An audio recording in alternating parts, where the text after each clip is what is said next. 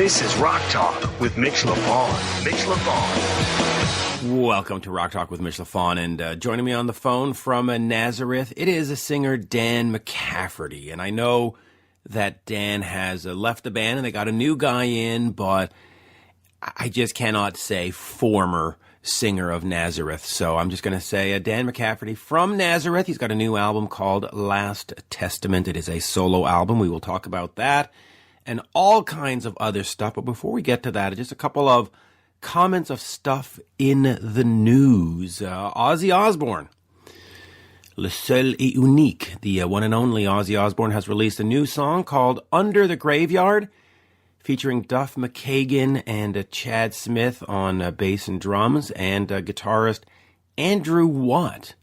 Well, listen, I've heard the song, obviously, a few times. It's a good tune. Is it a catchy single with a big sing-along chorus? No.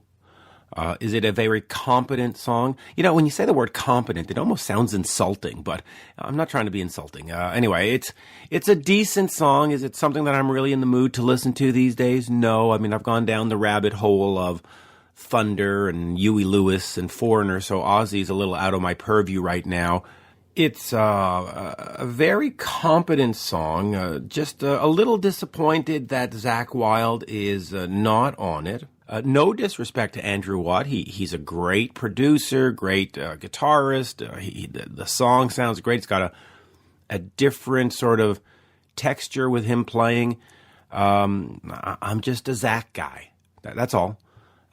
Zero disrespect meant to Andrew. I'm just a Zakk guy. So I'm just going to keep repeating that until the end of the episode. The other thing that's in the news is the Black Crowes. Yes, the Black Crowes, the band that opened up for... trying to think, was it Aerosmith back in the day? Yeah, I think it was Aerosmith that I saw them with, right? Yeah. Anyway, they have reunited, and by reunited we mean the two brothers, not the entire Black Crowes from back in the day, but they are going to hit the road in 2020 and play the entire Shake Your Money Maker album plus other selected hits. Hopefully, they will stick to playing the songs and then move along, in and out, let's go.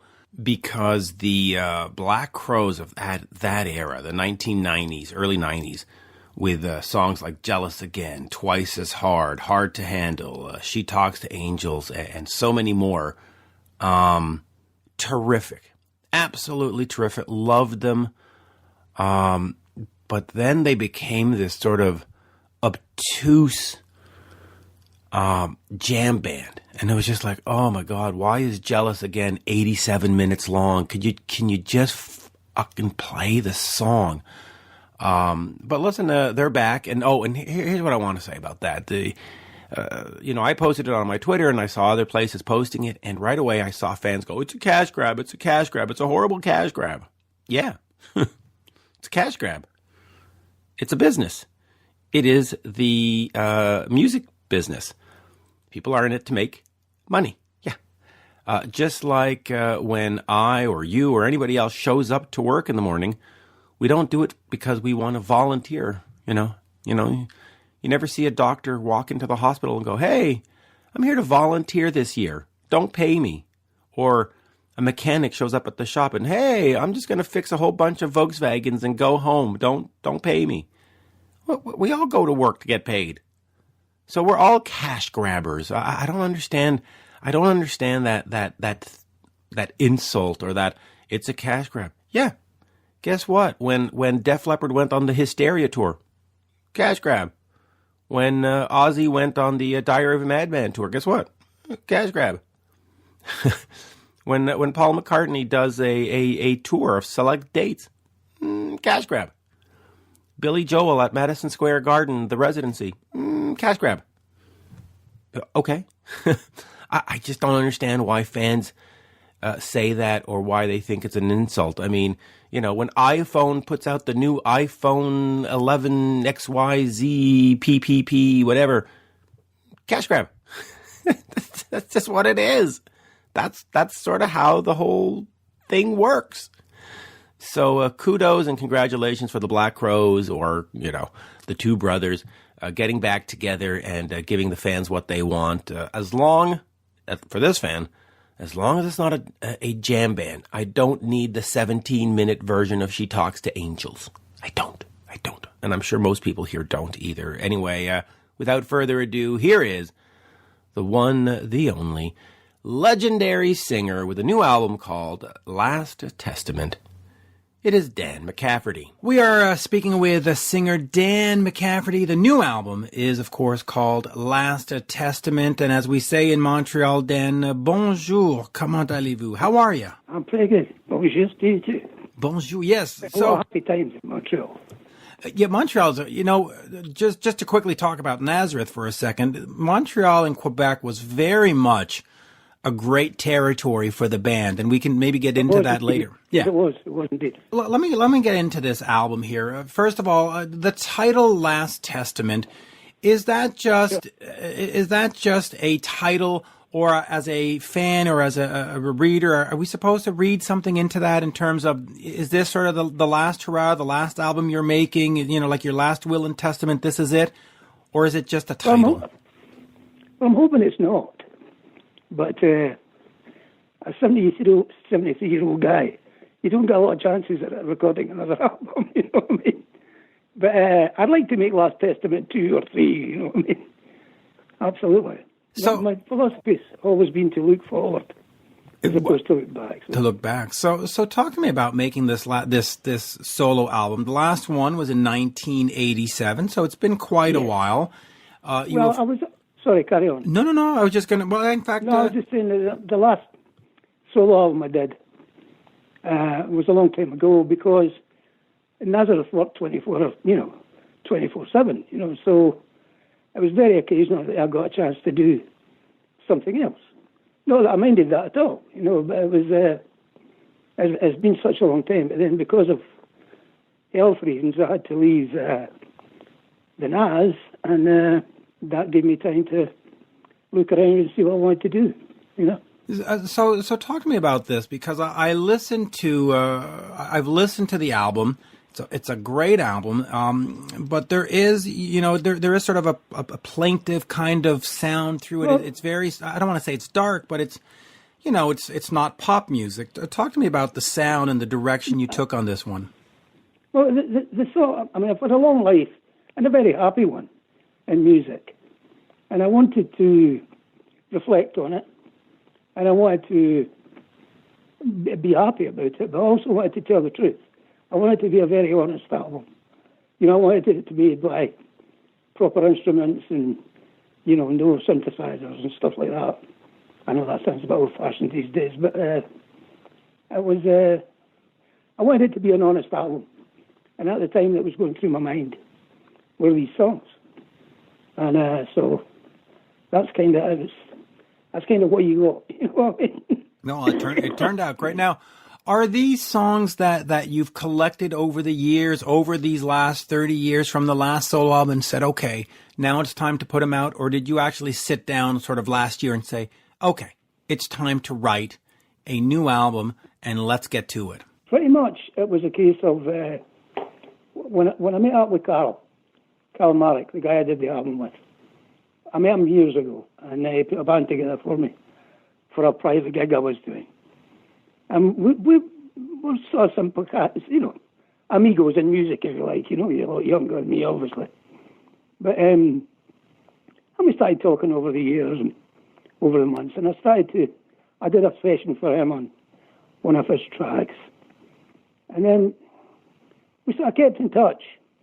And when we started writing together, and eventually we got this whole bunch of stuff together, so that's when we thought, let's make a record. And that's kind of what we did, really. And it was a great album to make. It was, because there was no pressure. It wasn't like making a Nas album, because, with Nazareth, there's big expectations, and, you've got an image and you've got a monster to feed, but with this one, it was more or less what we wanted to do, which was the word I'm looking for. It was a kind of relief, if you want. There was a lack of pressure, and making the record.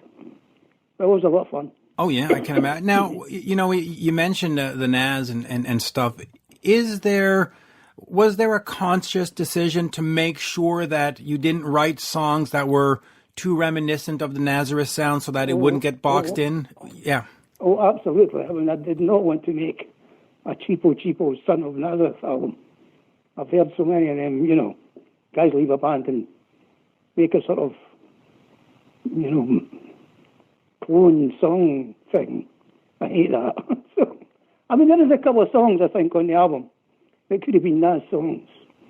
I mean, looking back at My Baby, things like that could have been in Nazareth records. But not the way we approached them, But I really did not want to make a cheapo version of Nazareth. I thought that would have been appalling. Well, and of course you're sort of damned if you do and damned if you don't. If you sort of do that, the fan base is like, oh, hey man, he's still doing what he does best, and if you don't do it, they're like, oh, so it's good that to himself. I know. But I'm sorry for my own sake, if you like.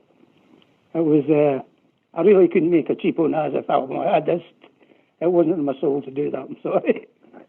Well, which is good. Now, you also had Pete Agnew on this. So talk to me about the relationship, because here you get into 2013, and you had some health issues, and I believe actually they happened in Canada, if I'm not mistaken. No, it didn't actually happen in Canada, but well, one of them did. No, oh. Yeah, but it started to get worse on a Canadian tour. It's a condition called COPD. It's a lung disease.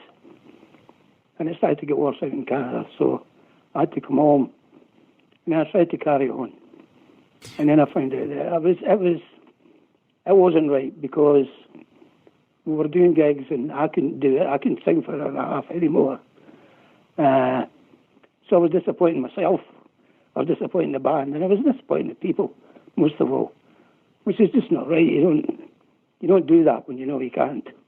So I decided it was time to throw in the towel, if you like, When you had the discussion with the band, was it a discussion where you said, okay, guys, you got to go on without me because you've still got a great brand, you've got all these great songs, fans deserve to hear them, or did they just take off and go and was it sort of planned where you said, go do this, or did they just go do this and you went, hey? I was on a day of a gig in Switzerland, and I sat the boys down and I said, look, boys, I can't do this anymore, but there's no reason for there to be no Naz. I mean, Naz has went through quite a lot of personnel in its day, but the brand, the feeling has always been the same, So it was like that, and the boys sat down, everybody was upset. Of course, we're all pretty close mates. But eventually, they went through trials and tribulations trying to find someone else, and they tried one guy that didn't work out so well. Then they got the guy that they've got now, Carl, and he's working out fine, so everybody's happy. And as you say, I mean, the band's musical history is so long. I mean, if you just want a good night out or listening to good old Naz songs, they're the boys for you. You know what I mean? So you can understand why the people still want to see Naz. I mean, I can understand that completely. So, and then it was very sad for me. I still miss the guys every day. We keep in touch. And Pete and I have been friends since we were in school at 5 years old. So I speak to him regularly, and we see each other now and again. So when I was doing the record, I had to throw in a bit of Naz, And it was Kaya, the guy I was doing the album with, was telling me that his uncle, who's Czech, from the Czech Republic, has turned up onto Nazareth with Sunshine. And so Pete came in one Saturday morning, and we just did it live. Kaya on piano, Pete and I singing. We did 3 versions of it, and we just kept the one that we kept. We said, that's the one, and stuck on the album for the Naz fans, really, and for ourselves, and for Kaya's uncle. So that's how that happened. And it's a great sounding song. I think so too. It sounds like a bunch of guys sitting in a bar. Which was kind of the sound I was looking for on the album anyway. Apart from some of the larger production numbers. I mean, it does have a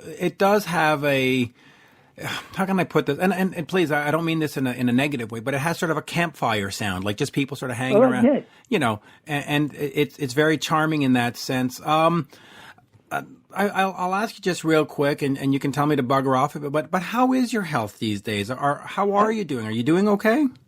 It's good days and bad. In fact, I'm going to hospital tomorrow for a couple of tests, and hopefully there's an operation they can do by the end of the year, which will help a lot. And apart from that, just getting on with it every day like everybody else has to. Let me ask you this, and I'm going to start going back a little bit into the history. When was it here? In 1993, I guess it was. Guns N' Roses, who were one of the biggest bands at that time, put out an album called Spaghetti Incident. Obviously, you've heard of it, and they cover Hair of the Dog. First of all, what do you think of that version? But also, more importantly, in terms of your band, your brand, your songwriting, how important was it for them to cover that? Did it give you a whole new fan base and expose you to a whole bunch of, or was it just like, it happened and we moved? How important was it, or not important, for them to cover? Huge. Okay, so talk to me a little bit about that. It was huge. I mean, it was like, we met the guys many years before that. We were playing in Los Angeles, and they came to see us. Nice bunch of boys. Shied away for a while. And they were fans of us, they were fans of Queen. They were fans of all the young rock bands. You know, they liked The Who, and they liked all the bands, the 70s bands at that time. So eventually, you know, things turned to what they did, and we got a couple of quotes from Axl saying they liked me singing and stuff like that, you know. And when they did Hair of the Dog, of course it changed things, because their fans, Nazareth, who are they? And checked us out. So it was a turning point, because it turned a lot of young people onto older bands, like Queen, because they got a resurgence as well. All the bands that Guns N' Roses got a little boost, which was great for us, and I will thank the boys for it. So then it did, of course, open new doors. And then years later, Metallica started covering Please Don't Judas Me, which is also very important. Yeah. But let me get, and we'll maybe talk about Metallica in a second, but let's talk about that album from 1975, Hair of the Dog. So it's got Please Don't Judas Me. Obviously, it affects Metallica. Hair of the Dog obviously affects the people in Guns N' Roses. Uh-huh. But it's got the song, right? Love Hurts, the Everly Brothers cover. Yeah. Talk to me a little bit about. Pardon me? I'm so glad you made that album. Yeah, that album. In fact, I do want to get a historical perspective on what that album means to you. But I want to know about this song, because we all know Love Hurts. We know that it's the version that it's the version.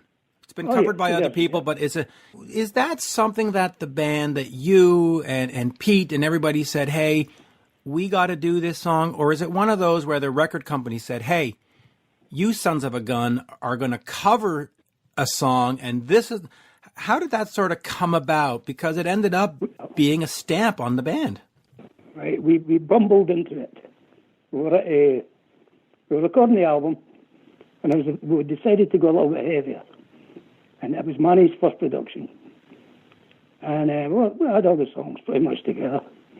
And we listened to Graham Parsons and Emmylou Harris doing Love Hurts. And we thought, it'd be nice to do a version of Love Hurts.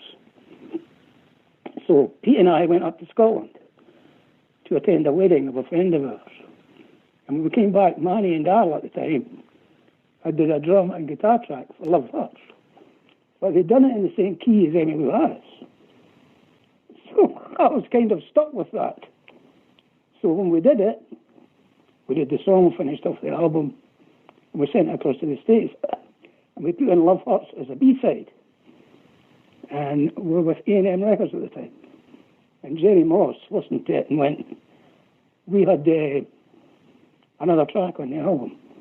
And he said, that's got to come off, and Love Hurts got to go on. And we thought, okay, and thank God he did. Because thereby hangs the tale. It was just a piece of luck that we bumbled right into. But that's serendipity is sort of the magic ingredient for music. A lot of people, when you say, "Hey, tell me about your biggest hits," and they're like, "Well, I wrote it on a cocktail napkin in 4 minutes while I was waiting for supper at a restaurant." You're like, "Really? What?" And I know, but it's true though. Right. It's what was I going to say?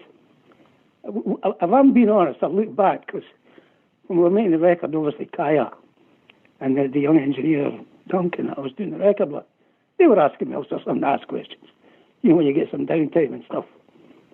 And I was telling them all these war stories, I suppose. And it's true. Most of my life, I've mumbled from one thing to the other, musically. You know, you mumble into this, oh, I like that, I'll do that. Because we've always had the choice of, or we've always had the front of honesty to record what we liked to record. You know, we've never been pushed into a corner and said, you must record this. You know, we've never had to do that, fortunately. So, anyway, I found my career, a lot of bumbling goes on, you know. And I think that's true of a lot of musicians, to be quite honest. I agree. A lot of it is very serendipitous. I mean, you even look at the first couple of Black Sabbath albums, they recorded them like in, you know, crazy, like 9 days or 9 hours or whatever it was. And then it ends up being these massive classics. But let me just focus on Hair of the Dog, that album, for a second. Sure. You know, Deep Purple's Roger Glover had been producing you or helping out producing you. And on this one, you go, okay, we're going to turn it over to Manny. And I've always felt, as a fan, that you need outside ears. If you have a band member doing it, it becomes too self-indulgent or too whatever. But yet, in this case, it worked. Talk to me about that decision to turn it over to a band member, not to get a Bob Ezrin or an Eddie Kramer or whoever was at the time. Just talk to me about that. Because we'd worked with Roger, and we'd done 3 albums with him, which we're all very proud of, and we liked. But we found that on the last one, he wanted to start kind of formulating, but, you know, but that's not Nas. We were going, well, yeah, it is now. You know, being in Deep Purple, I think, they liked Deep Purple, you know, it should be Deep Purple. You know what I mean? Excuse me, and we were always kind of in the favour of changing a little, freshening it up a little bit. Because I don't like listening to the same thing all the time. So you give the people that listen to you the same intelligence you have. And you know, you want a little uplift, and a little change now and again. So anyway, we went back to listen to the tracks that we had done and the stuff we had written. And Roger couldn't do that, and we wanted a change from Roger anyway. And we talked with Manny, and we spent a lot of time together writing these songs. So it was a case of, let's give Manny a shot and we'll see how it goes. Because he was super keen, and we were super behind him at the time. So it was like, it really wasn't a problem. You know, we kind of had a plan together of what we wanted to do. So it seemed like a natural relation to us at the time.